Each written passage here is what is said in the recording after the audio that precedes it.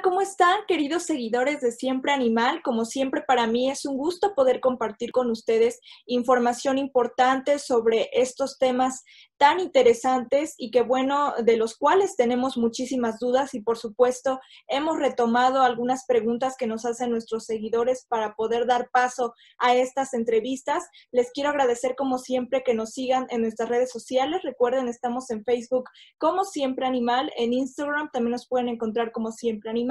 Y pues bueno, vamos a dar comienzo con este tema tan interesante. Yo sé que ya estamos cansados, tal vez agobiados con todo este tema de la pandemia del COVID-19, pero vale la pena profundizar en este tema del virus, de la cepa de este virus, conocer un poco más sobre su origen y tal vez cómo ha estado evolucionando para poder entender entonces muchas cosas de las que pasan en este aspecto. Entonces, bueno, vamos a dar comienzo con esta entrevista. Les quiero presentar y quiero agradecer, por supuesto, al doctor José Campillo. Él es licenciado en Biología por parte de la Universidad Veracruzana y maestro y doctor en Ciencias por la Universidad Nacional Autónoma de México. En la maestría trabajó con coronavirus que infectan a aves de corral en el Instituto de Investigaciones Biomédicas de la UNAM. Actualmente lleva a cabo la línea de investigación Origen y Evolución Temprana de los Virus en el Laboratorio de Origen de la Vida de la Facultad de Ciencias de la UNAM. Gracias a este proyecto, bueno, José Campillo también ha participado como conferencista en congresos nacionales de virología y en charlas de divulgación científica en importantes instituciones académicas, además de participar en conferencias a nivel internacional. Muchísimas gracias y bienvenido. Muchas gracias por invitarme a tu espacio. No, muchísimas gracias, doctor. ¿Cómo está evolucionando el SARS-CoV-2? Pues bueno, como cualquier virus de RNA, porque, por ejemplo, el virus de influenza o VIH, el Zika, el dengue son virus de RNA. También esta es una molécula hermana al DNA. Recuerden que todos nosotros, los seres vivos, pues tenemos esta molécula que mantiene nuestra información genética. Hay algunos virus que también son de DNA, como el de el papilomavirus, pero hay otros que tienen también esta molécula de RNA y que también mantiene esa información genética de la cual se encuentra ahí toda la información para hacer un propio virus, ¿no? Entonces, los virus de RNA tienen una particularidad que tienen una tasa de mutación muy alta en comparación con otros virus que están constituidos por DNA. Entonces, esta tasa de mutación ha permitido que a veces la evolución sea mucho mayor en este tipo de virus, ¿no? Entonces, nosotros, por ejemplo, contra el virus de la influenza tenemos vacunas, ciertamente, pero estas vacunas las tenemos que estar cambiando cada año. Es decir, por ejemplo, ahorita ya se viene el periodo estacional de la influenza, entonces hay que vacunarse, principalmente niños y ancianos. Y esto es debido a que cada año, digamos, hay que tener una nueva vacuna porque el virus de influenza está mutando constantemente. Ahora bien, el coronavirus SARS-CoV-2 también tiene su tasa de mutación, pero es mucho menor que que el virus de la influenza o que incluso que el virus del VIH que ocasiona el SIDA. Y esto se debe a que hay una proteína muy importante del virus que evita que tenga muchos errores, a diferencia de otros virus de RNA. Una proteína que también estamos estudiando en el laboratorio que se llama exoribonucleasa. Entonces, esta proteína, pues digamos, corrige esos errores y de esta manera podemos ver que a lo mejor hay una luz al final del camino porque estamos viendo que como la evolución es muy lenta en este tipo de virus, de los coronavirus, entonces a lo mejor la vacuna que probablemente ya salga para el siguiente año, al tener un virus con una genética más estable, su genoma es más estable, digamos, de alguna manera, entonces a lo mejor la vacuna podría proteger por un poco más de tiempo, pero eso todavía no lo sabemos muy bien. Y eso debido precisamente, repito, a esta tasa de mutación que es mucho menor que otros virus de RNA. Entonces, hasta ahorita, pues la evolución ha sido lenta, no ha habido nuevas variantes de este virus que a lo mejor puedan ocasionar una enfermedad mucho más grave. De eso no se tiene conocimiento. Entonces, hay una serie de discusiones ahí de que hay una mutación ahí importante en una de las variantes de este virus que ha permitido que se distribuya más, es decir, que sea un poco más transmisible este virus a nivel mundial. Es una variante que tiene una mutación de un aminoácido por otro aminoácido, un cambio de un aminoácido por otro, y aparentemente eso es lo que ha hecho que este virus sea más transmisible, pero eso no significa que sea una nueva especie de virus y tampoco significa que sea un virus mucho más agresivo, no, para nada.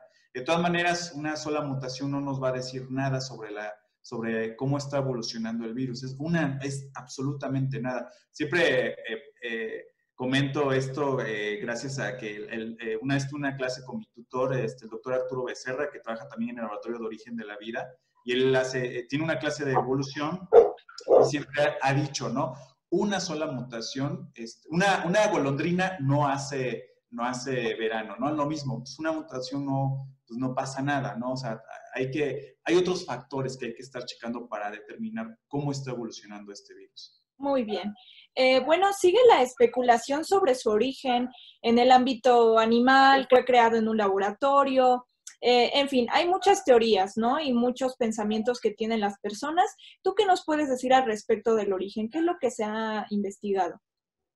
Sí, es un tema muy interesante y precisamente forma parte de lo que hacemos en el laboratorio. No estoy diciendo que estamos trabajando en el origen, origen y evolución el origen de este coronavirus, pero sí en otros, en manera más general, nuestro laboratorio trabaja estas cuestiones. De hecho, ese proyecto pues abrió gracias a que pues cuando hice mi doctorado surgió esa idea, ¿no? De determinar cómo es el origen y evolución temprana de muchos de los virus. Es un tema que es importante para nosotros porque pues nosotros hacemos cosas de origen de la vida y obviamente pues los virus no podían ahí ser la excepción para poder estudiarlos, ¿no?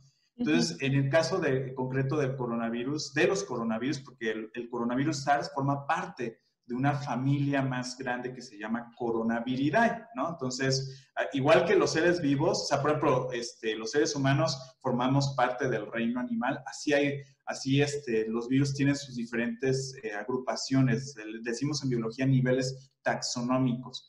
Entonces, los virus estos coronavirus forman parte de esta familia, los Coronaviridae, y de ellos, pues ya se tiene datado más o menos de hace 50 millones de años, cuando ya había murciélagos, había aves, porque estos dos animalitos son los que originalmente, digamos, en un principio eran infectados por coronavirus en aquel entonces, y ya de ahí, bueno, las aves y los murciélagos pues son animales, es decir, también forman parte del reino animal, tienen características muy similares a otros animales como mamíferos, en este caso el ser humano, y es muy fácil que haya una transmisión directa de estos animales salvajes a humanos. Ese proceso se llama zoonosis. Es un brinco, repito, la zoonosis es un brinco de un patógeno que originalmente infectaba a un animal y ahora pasa al ser humano. Esto parece que ocurrió con el coronavirus SARS-CoV-2. Es decir, lo que estoy diciendo es que el virus no fue fabricado, manufacturado en un laboratorio, para nada. O sea, tiene su propia historia evolutiva natural. Surgió a partir de un virus preexistente que ya se tiene determinado que fue un coronavirus que infectaba a murciélagos y que, bueno, pues debido a su evolución, pues pudo también reconocer nuestras propias células, ¿no? Y esto se ve a que, pues bueno, ahí vemos que hay una interacción muy estrecha entre los humanos y los animales salvajes, ¿no? Que de alguna manera hay que estar controlando eso. A veces es inevitable, ¿no? Porque esta interacción, porque pues en otros países, pues bueno, tienen demasiada interacción con estos animales salvajes, principalmente al sur de China o todos estos países asiáticos que se encuentran en esta zona. Y bueno, no nos vamos tan lejos. Nosotros, por ejemplo, comemos los mexicanos chapulines, iguanas, etcétera, otros animales que también se han considerado como salvajes, ¿no? Entonces, la interacción entre el ser humano y estos animales pues es inevitable, pero hay que también estar monitoreando esas interacciones, ¿no? Para que no ocurra esto, ¿no? De este paso de un virus que infectaba originalmente a un animalito y ahora pasa al ser humano. Y es que pues nuestro sistema de defensas pues no lo reconoce porque es nuevo y bueno, pues puede ocasionar esto como esta pandemia que lamentablemente estamos presenciando. Ok, entonces por lo antes mencionado, es efectivamente porque iba a ser motivo de otra pregunta, esta cepa en particular, entonces se trata de un virus nuevo, una cepa nueva. Sí, exactamente, es un virus nuevo ahora porque ya no tiene las características similares a las del virus que infectaba originalmente este murciélago. Okay.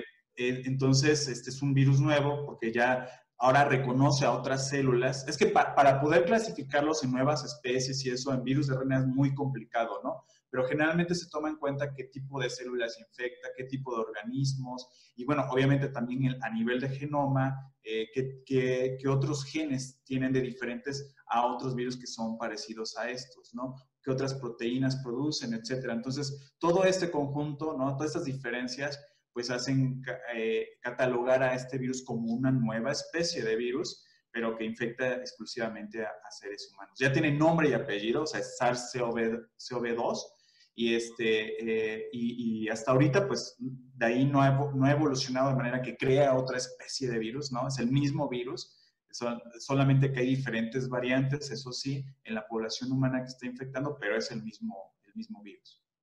Muy bien. Bueno, esto porque también era una pregunta muy constante, se decía que ya anteriormente ya estaba en otros animalitos, etcétera, ¿no? Pero bueno, es importante enfatizar esto. Y bueno, ¿cuál es la diferencia entre una vacuna y un tratamiento como tal? Porque hay veces que se piensa que con la vacuna pues vamos a lograr pues ya exterminar por completo al virus y que esa manera de tratamiento. Entonces, bueno, ¿nos podrías explicar un poco mejor cuál es esta diferencia? Sí, hay dos, o sea, dos medicamentos, por decirlo de alguna manera, que podrían controlar prácticamente la dispersión del virus. O sea, uno de ellos, bueno, las medidas de prevención obviamente pueden controlar, o sea, imagínense, ¿no? Con agua y con jabón rápidamente puedes matar, entre comillas, los virus no son seres vivos, pero bueno, entre comillas, puedes matar a este virus, simplemente con agua y con jabón.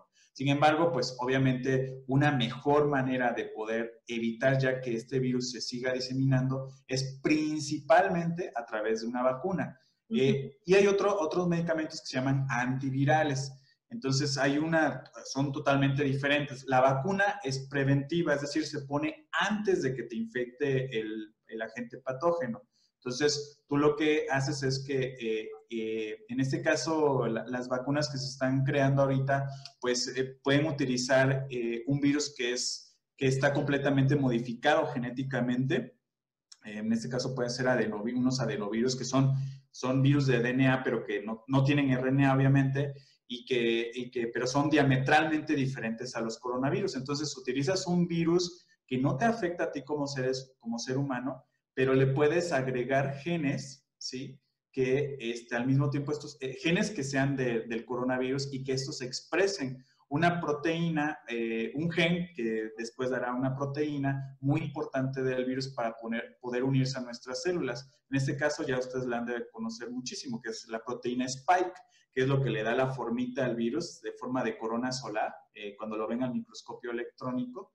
Y esta proteína que ahora se forma en este adenovirus, entonces es solamente una partecita del coronavirus. Entonces es una vacuna interesante porque una vez que, por ejemplo, nos vacunen a nosotros con esta vacuna, ¿ves? Vale la redundancia,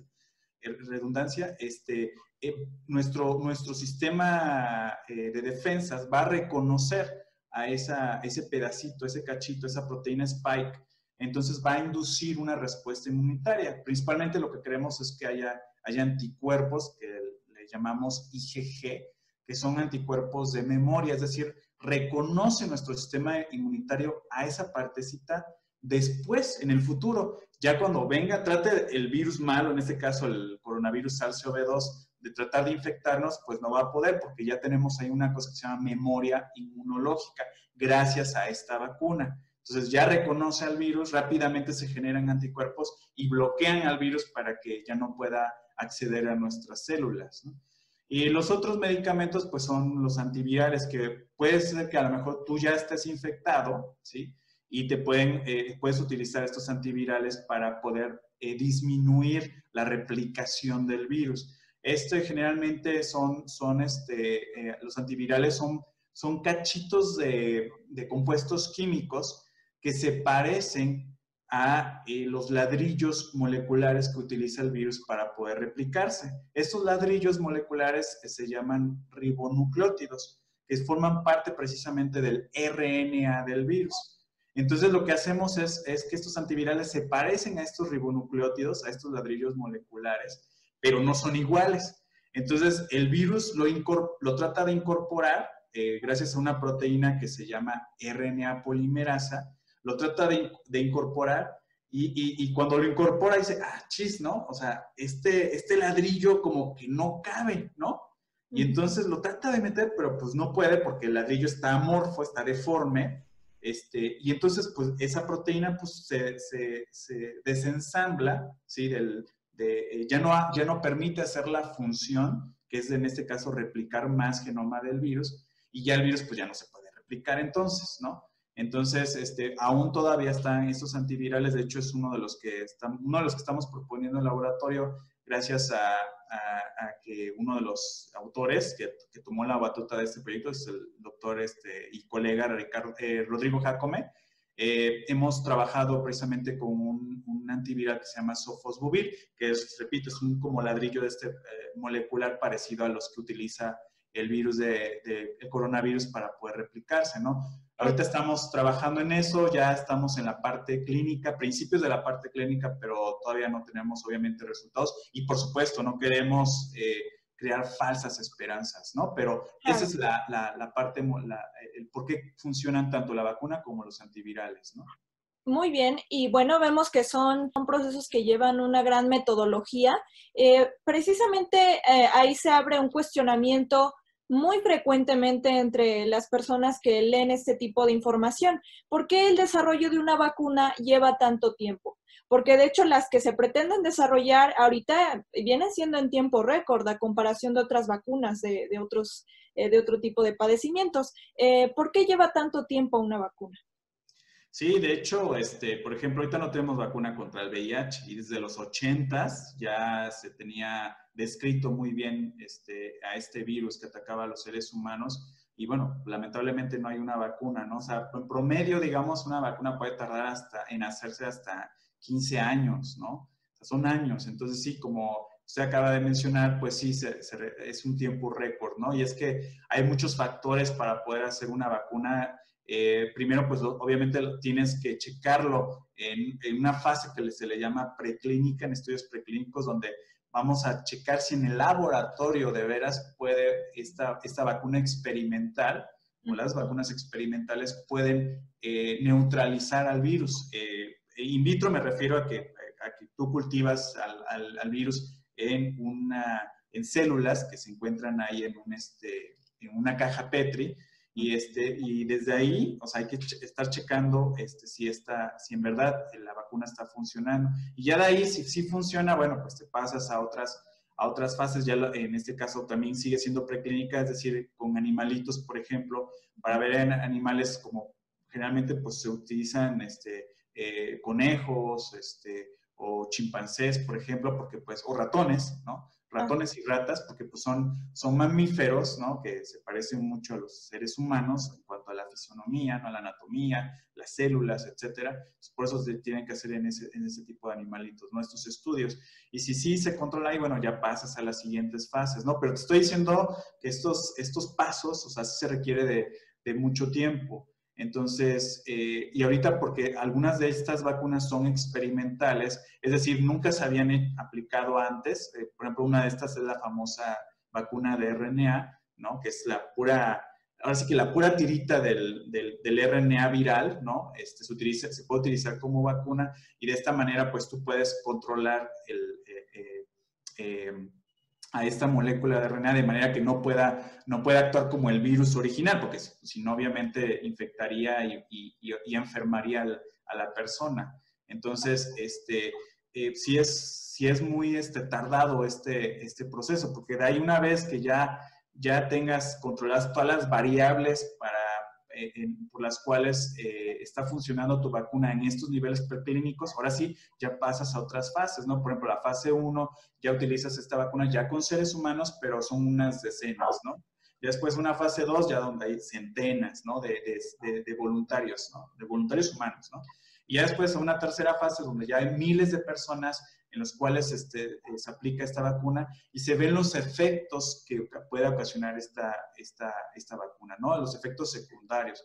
Porque a lo mejor sí puede haber una respuesta de anticuerpos, pero también a lo mejor puede haber otros problemas, otras complicaciones en cuanto a la salud de las personas. Entonces, se tienen que parar estos estudios cuando eso ocasiona. Con una sola persona que haya algún efecto ahí que no se puede explicar bien, entonces tiene que parar la fase y ver qué es lo que está pasando con esa persona, ¿no? Como Si ya ha pasado, así es. así es, así es. Como ha pasado recientemente, han tenido algunas reacciones adversas y han tenido que pausar esta metodología del desarrollo de la vacuna. Entonces, es muy importante considerar que por eso lleva un tiempo razonable y que, bueno, muchas veces nos preguntamos por qué y, bueno, el doctor ya nos acaba de aclarar esta parte. Esta pandemia se va a acabar cuando nosotros tratemos de respetar todas las medidas de prevención, pero no tan solo eso, sino hasta que, como mencionamos anteriormente, ¿no? Hasta que ya haya una vacuna. O sea, eso va a ser un parteaguas, ¿sí? Para poder resolver este problema, ¿no? Que haya una vacuna, pero como ahorita no hay ni vacuna ni antivirales, entonces tenemos que seguir las medidas de prevención al pie de la letra. O sea, desde lavarse muy bien las manos, ustedes ya se las saben, pero pues vamos a repetirlas, ¿no? Lavarse bien las manos, si uno va a estornudar, pues bueno, hacerlo con la parte interna del codo, tomar sana distancia siempre, de preferencia quedarse en casa siempre y cuando pues tengas ese privilegio. Si tienes que trabajar, bueno, órale, lleva tu gel desinfectante, lleva tu cubrebocas, que eso ya se ha comprobado que sí funciona. Y bueno, si es posible, pues una careta, ¿no? De estas de plástico, digo, para tener una mayor seguridad, pero si no puedes, simplemente con el cubrebocas y el gel, y siempre constantemente estarse lavando las manos con este gel, ¿no? Pero de preferencia, si se puede quedar en casa uno, mejor en casa, ¿no? Y evitar precisamente luego hacer reuniones de muchas personas, que luego a veces ahorita creen que ya porque estamos en una meseta, en nuestro país, una meseta en cuanto al número de casos infectados, pero esta no cede, no está bajando, es una meseta muy, muy larga, muy de gran altura, entonces eso indica que esto va a ser más lento, entonces, por lo tanto, tenemos que seguir manteniendo las medidas de prevención al pie de la letra. Y ya si te sientes con algunas complicaciones, que creas que tú tienes los síntomas, acuérdense que es tos, es dolor, fiebre, ¿no? O malestar general, a veces no puedes saborear bien la comida, porque no hay sabor para ti, no hay incluso olor, o incluso puedes tener diarrea, etcétera. Entonces, sí, no automedicarse y permanecer en casa mientras para ver cómo evolucionan los síntomas. Comprar un termómetro, si no lo tienes, de preferencia de esos pistolitas digitales, pero si no, el termómetro mecánico que normalmente lo usamos, y un oxímetro, ¿sí? Eso es importantísimo para tomarse la concentración de oxígeno. Menor a 90% de oxígeno en tu cuerpo puede ser, puede ser una señal de alarma, ¿no? Y bueno, y si tienes fiebre, pues más, ¿no? Y todas las anteriores síntomas que acabo de mencionar. Entonces, sí tomar esas precauciones, tener a los teléfonos de emergencia a la mano. Entonces, es muy fácil, ¿no? De poder controlar estas cosas, pero es importante, por eso estos espacios de divulgación que, por ejemplo, usted hace, para que la gente se mantenga informada. También con divulgación de la ciencia podemos combatir esta pandemia y qué bueno que hace. Es muy loable la labor que ustedes están haciendo por esto. Muchísimas gracias, doctor José Campillo. También la labor de investigación. Ojalá cada vez hayan más investigadores en nuestro país. Hay muchísimo talento. Falta, obviamente, el apoyo, la inversión también, de que México comience a invertir más. Yo creo que también esto nos deja como lección la importancia de invertir más en ciencia, en investigación. Y yo creo que nos dejó muchísimas y nos ha dejado muchísimas enseñanzas porque esto todavía no termina. que por cierto, queremos darle ese mensaje también a los seguidores, por favor no se relajen, tenemos que salir con las medidas correspondientes y cuidándonos mucho como siempre. Muchísimas gracias por su tiempo, doctor José Campillo, vamos a seguir en contacto. Si tienen alguna duda, queridos seguidores, recuerden que nos pueden escribir y con mucho gusto vamos a hacerles llegar la respuesta y con ayuda del doctor José Campillo, por supuesto, si nos echa la mano, estaremos más que agradecidos. Muchísimas gracias, doctor. Muchas gracias a ustedes y a su público.